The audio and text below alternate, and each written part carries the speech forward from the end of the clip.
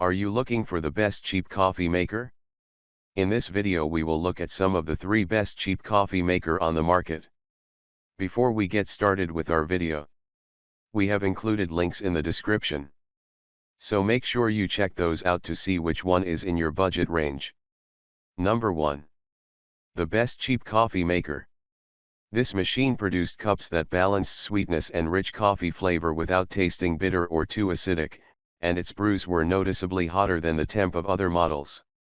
It has convenient, simple to use features, like settings for a classic or richer taste, and its removable water tank is easy to read and fill. Brewing a full pot makes 12 5-ounce servings, enough for about 6 standard mugs of coffee. It brought out the sweeter chocolate and malty notes of the Big Bang blend, with gentle fruity flavors to offer balance. Specifically, the coffee brewed from pre-ground beans had a creamy, rich body, which can be harder to achieve in a cheaper machine. So the Ninja is an especially good choice if you don't typically grind the beans yourself. With an average brew time of 13 minutes for a full pot of coffee and 9 minutes for half a pot, the Ninja isn't the speediest brewer we tested. The Cuisinart DCC 1200, our runner-up, was a minute or two faster, but the hotter temperature and better flavor make the extra time worthwhile. Number 2. Customizable and programmable. The Cuisinart DCC 1200 Brew Central reliably brewed balanced coffee at a nice hot temperature, but slightly cooler than our pick, the Ninja CE 251. The coffee lacked a little of the overall sweetness that was a hallmark of the Ninja's brews, but finished at a higher temperature than many of the other coffee makers, at an average of 176 degrees Fahrenheit in the carafe. Meanwhile, the machine didn't get too hot to the touch while brewing, nor did it emit copious steam from the back vents, like the Capresso and Black Plus Decker did. While the hot plate can't be switched off like the Ninja's, the Cuisinart's plate does have a temperature control with settings for low, medium, and high heat holding. The Cuisinart Brew Central makes sense for small and larger households alike. Like Ninja, Cuisinart defines a cup as 5 ounces, so a full pot makes about 6 mug-sized servings.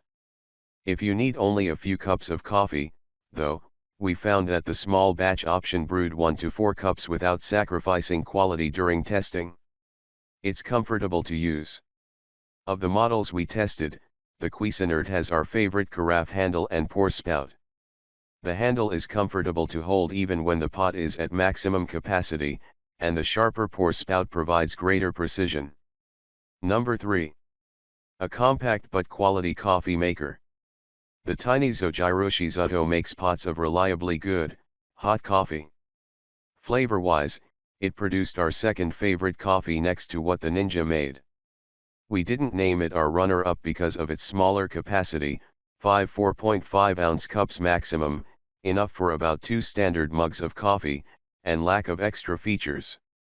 However, it's a great option for a single coffee drinker, for use in a small space, or for anyone who is averse to bells and whistles. Its design is unique. One of the most interesting differences between the Zojirushi Zuto and the other models we tested is that it more closely resembles a pour-over coffee brewer than most automatic drip machines. Like a classic pour-over brewer, the plastic filter is cone-shaped and set inside the carafe, rather than obscured inside the body of the machine.